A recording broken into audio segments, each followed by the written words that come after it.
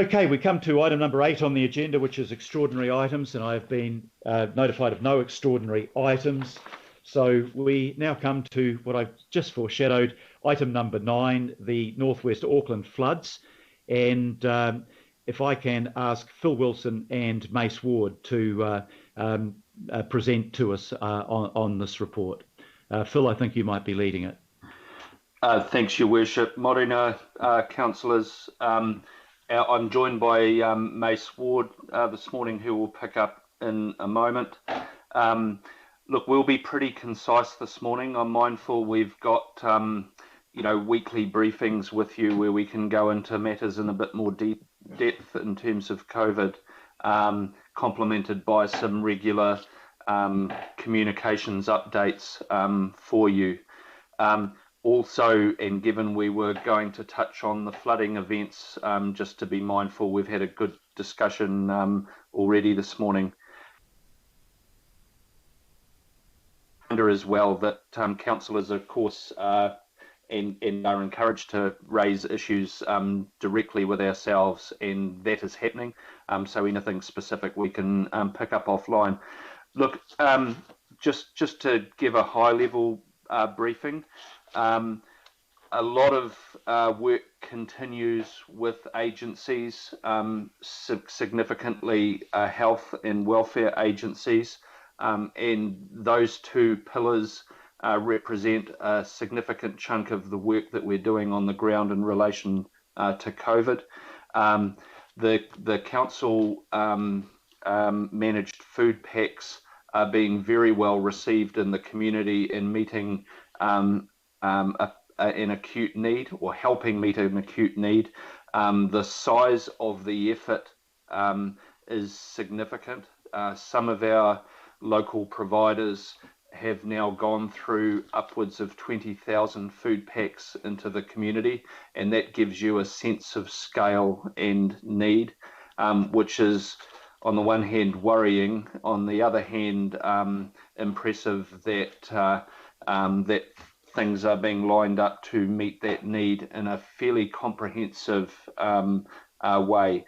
We're monitoring the situation very carefully with outbound calls and other intelligence, and believe that for the most part, community needs, the acute needs, are being met effectively.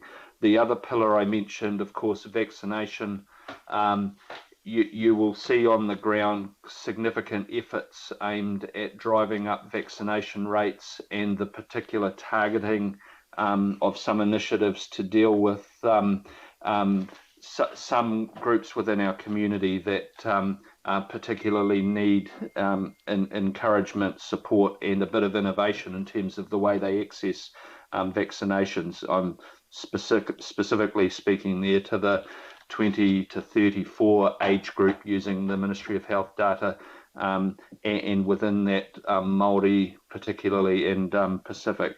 So we're coordinating in relation to some communication efforts there, and I've had many calls with councillors around our planning for that.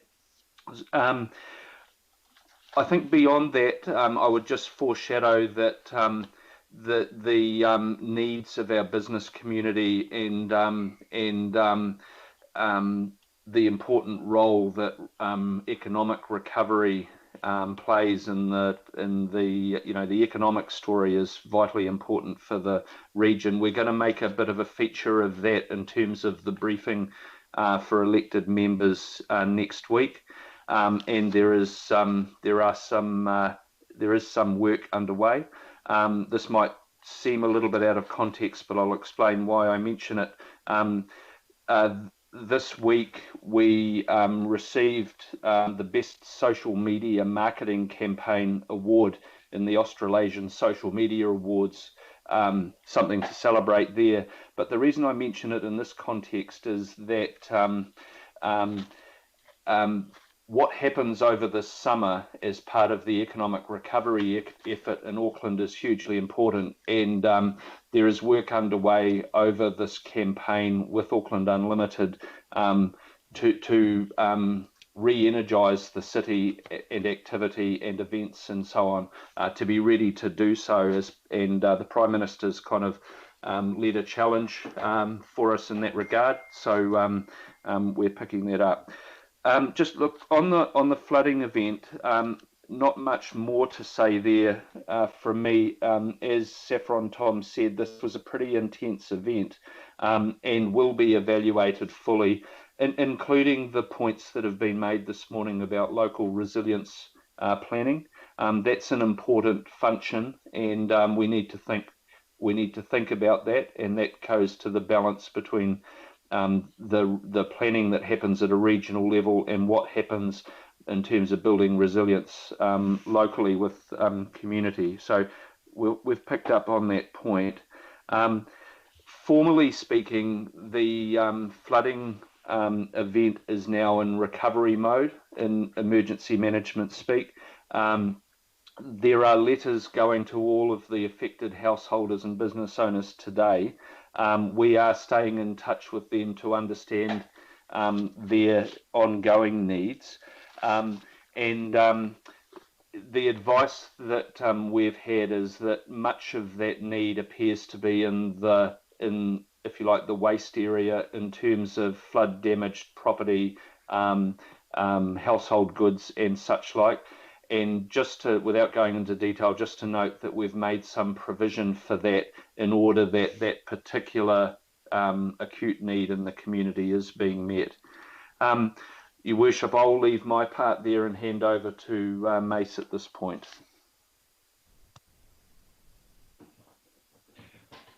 Kia tātou katoa, members and Your Worship.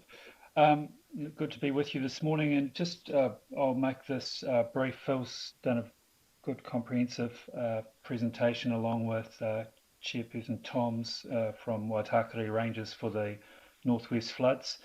Firstly, also just to reiterate and acknowledge the community resilience and the response to that significant event by our emergency services, the infrastructure agencies and contractors that have been mentioned. That makes all the difference to our communities. As Phil mentioned, we are now in the recovery phase, so that is being led by Jennifer Rose with support from myself and Wayne Brown as well as partner agencies and members of the community. Probably one thing the things that did go really well was that initial response, but also the exemption health order that was achieved with MB and Ministry of Health over the 600-kilometre area of the region that was impacted by the floods. As Phil mentioned, waste management support has been key in the response and the recovery to date, and we'll have an update on this data tomorrow. But just over towards 100,000 kilograms have gone into our Waitakere transfer station with the fees waived for that, as well as skips and disposal for other storm debris being collected from the community as well. In terms of the built environment, the Mayor has mentioned that the rapid buildings inspections are now complete and showing 5 red placarded properties, 47 yellow placarded properties and 106 white placarded properties. And now the responsibility is passed across to our building consents team, the compliance team in the West, who are working through the relevant processes with the owners of those buildings. Roading, the dramatic pictures that you saw this morning at Te Henga.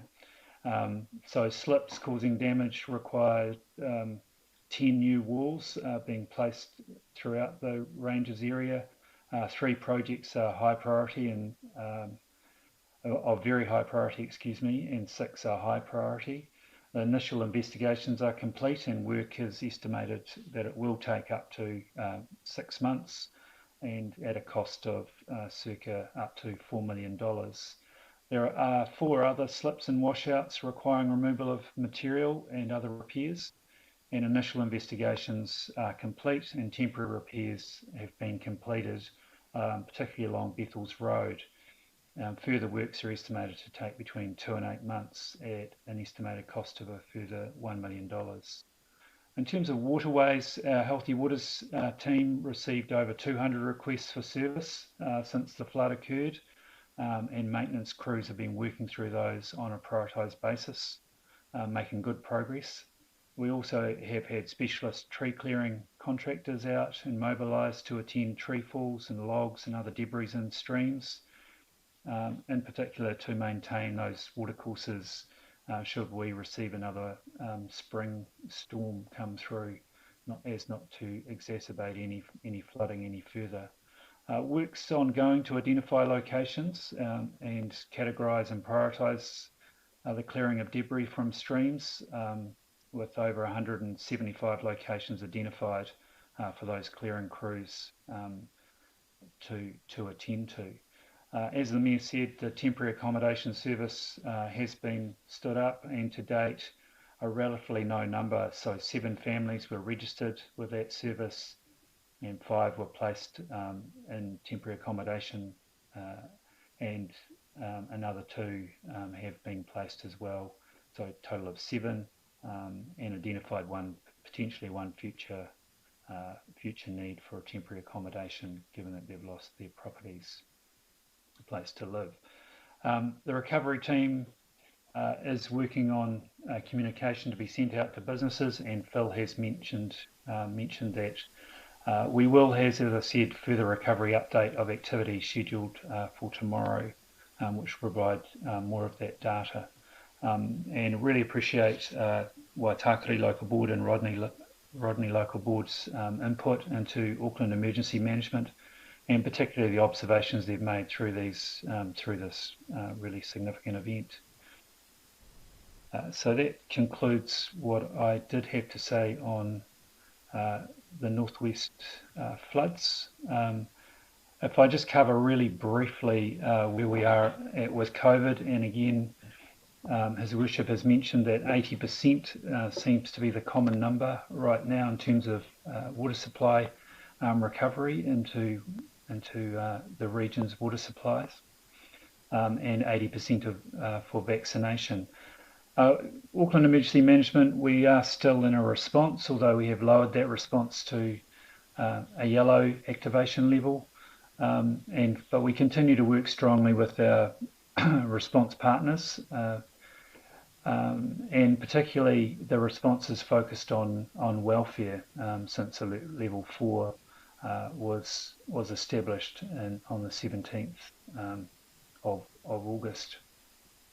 The key actions to date, certainly a really strong action from our Welfare Triage Centre to ensure that people calling that, households and people with immediate needs, receive the right information and are directed to the correct and right agency so that they get that help, whether that is food or funding or other medical support.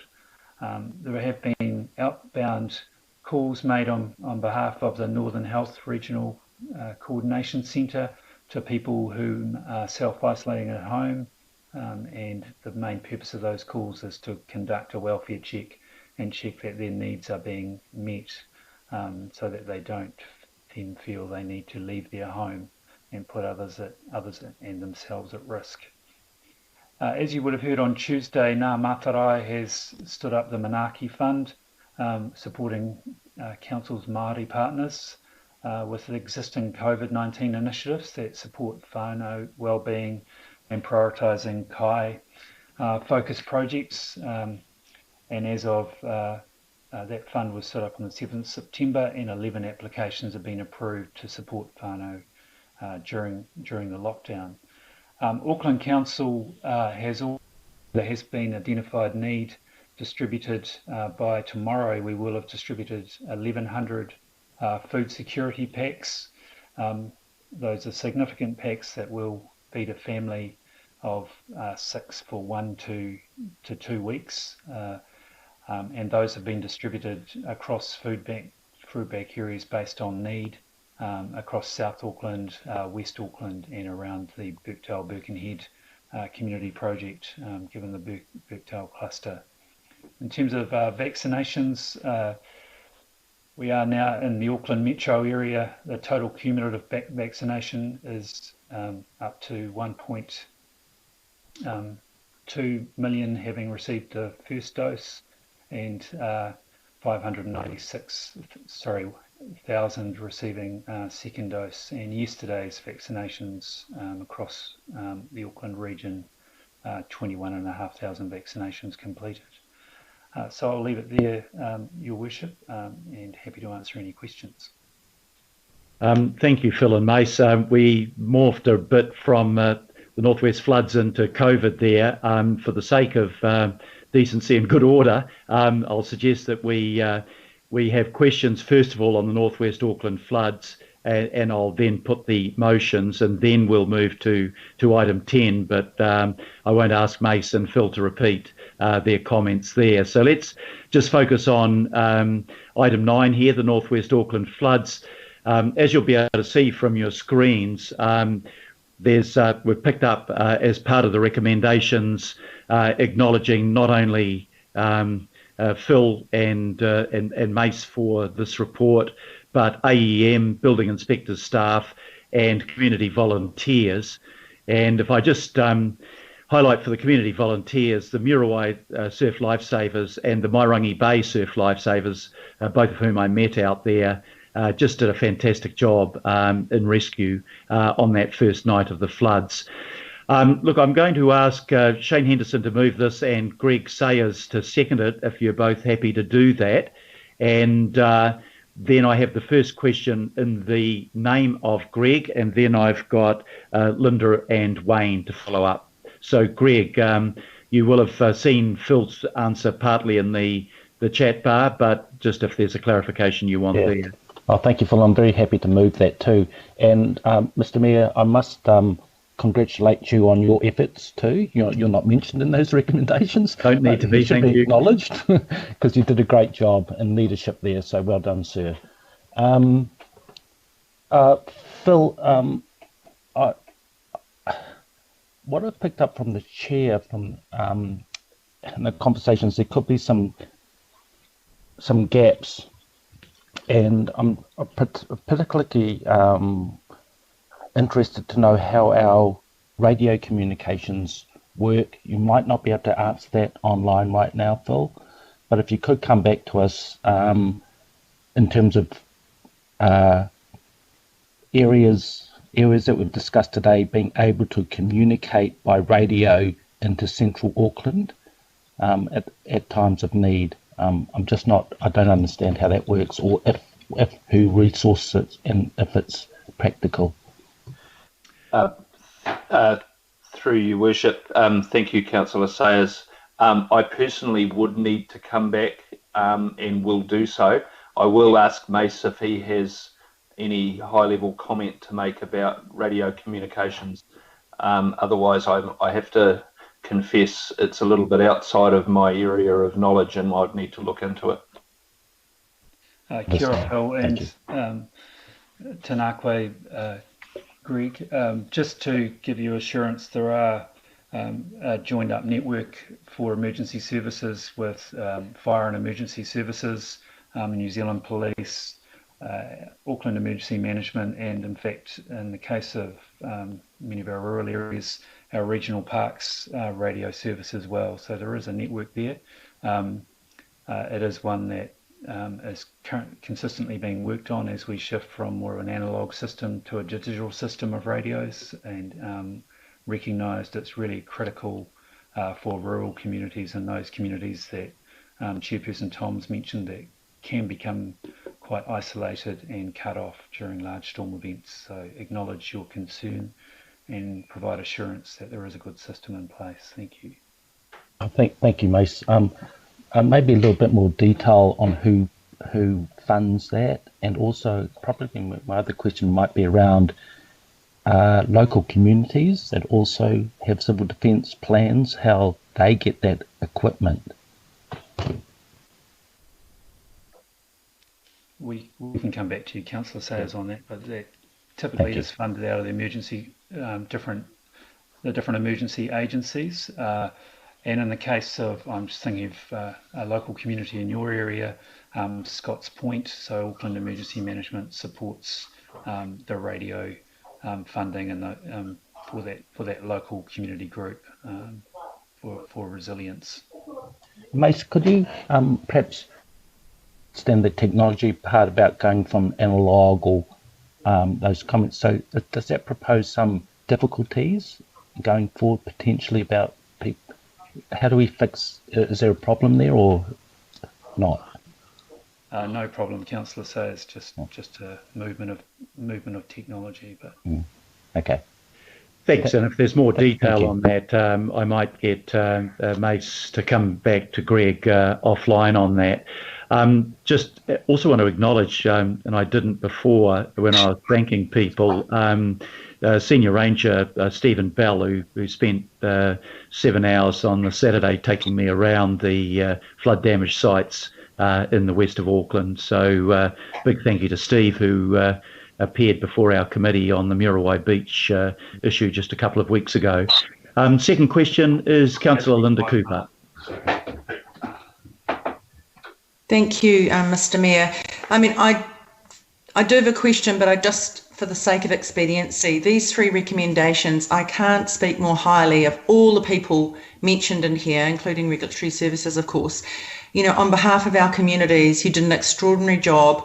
It just, you know, the kind of devastation that's there and the quick turnaround to helping people, getting everything checked, houses checked, everything was extraordinary. So thank you. But my question is around, and we had to really focus very quickly on Te Hinga Road because that community was isolated. However, out in Piha, and as you know it well, Mace, there's a significant slip off the side of the road. It's still passable, but the community is still feeling quite fearful that that might fall away. And I don't think we've communicated it well enough to them how that's going to be dealt with. Have you got any more background information on that? Because they would be significantly cut off. And there's hundreds of people living there. Have you got any more information on that, or is that more of an AT issue? Thank you, Councillor Cooper.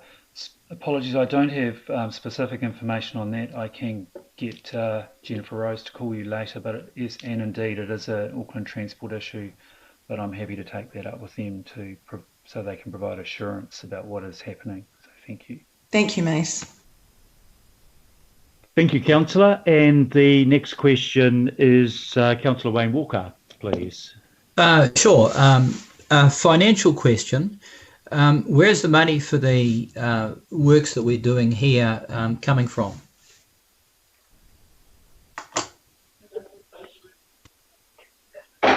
Can I, through your worship, can I just clarify specifically which parts of the work, Councillor Walker?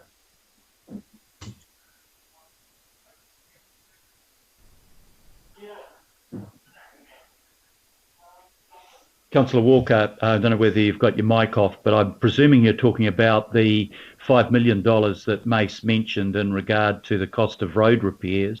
So I'll just put that to Mace. I think that's coming through the AT budget, isn't it, Mace? But just clarify if I'm accurate on that or not. So, apologies, that's correct, Your Worship. It is coming through the Auckland Transport budget. Okay. So Wayne, you're back now. Do you want to ask a supplementary on that? So a supplementary question. Given that I would suggest this particular issue goes directly to the impacts of climate change, and as we know, we're going to have some very significant costs around adaptation, and effectively this is almost climate change adaptation in process. Do we have any contingency funds that go to climate change adaptation, these sorts of slip remediation works that may not fall within existing budgets? Phil Wilson here, through your worship. The answer is no. There are contingency budgets in relation to individual projects that are aggregated up. but there is not an overall contingency budget in the organisation for this work. It just requires reprioritisation or bringing back for further approval through the Finance Committee. Through you, Mr. Chair, I would suggest that there'll be increasing urgency in identifying some form of budget for the future, and that is something that might be considered in the long-term plan and then the later and the annual plan. Thank you.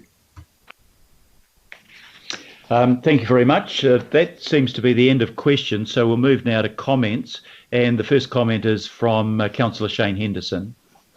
Yeah, thank you, Mayor. I'll keep it brief. Yeah, just noting the recommendations there. Fantastic to acknowledge all the people that were involved in a really successful response. And particular shout out to Chris Thomas and the Henderson Valley R&R that did fantastic work in that community that was heavily affected. Look, I wanted to just mention the power of social media. Now, you know, it's well canvassed that some of the negative aspects of social media, and, you know, even us can sometimes feel the brunt of that in our jobs. But in this situation, I mean, if you go onto any of those community Facebook pages during the flood, then, you know, your heart would grow 2 times the size to see the sort of aroha outpouring onto those community pages, but also just the information sharing and keeping everyone up to date, letting people know what to do when they need help. It actually contributed really hugely to the successful response, and so I kind of wanted to shout out to that. And there's kind of a warning there that in some of our rural communities, and I know Te Hinga Bethel is a particular example, internet access is still fairly patchy and not less than total, and that can be a concern for emergency management. So I just wanted to tautoko Councillor Sayer's line of inquiry on that, and just sort of reflect that it is actually very important that we deal with those issues to respond to emergencies. And yeah, thanks again to everyone. Thank you very much, Shane. There are no further comments. If I just finish with one brief comment, because generally I think the media acknowledged both the resilience of the community, but also the good response by the council.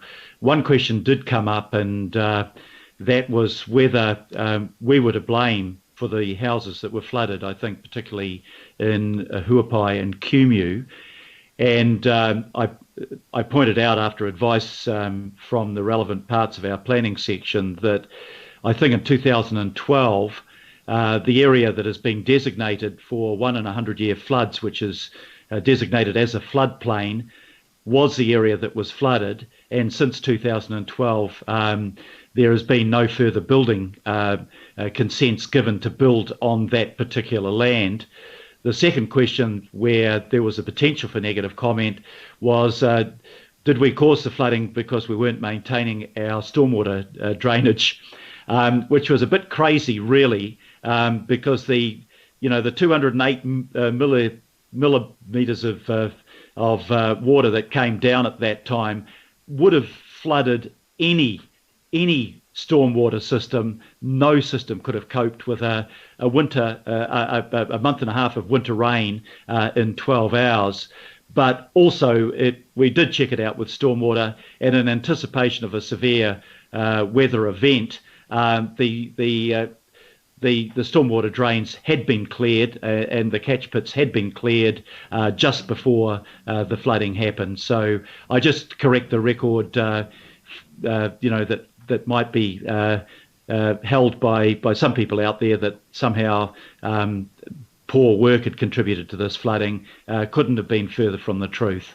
The work had been done by Healthy Waters, and the council had done its job in terms of designating those areas as floodplains.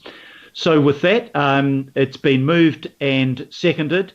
The 3 resolutions in front of you. All those in favour, please say aye. Aye. Aye. To the contrary, no. Carried.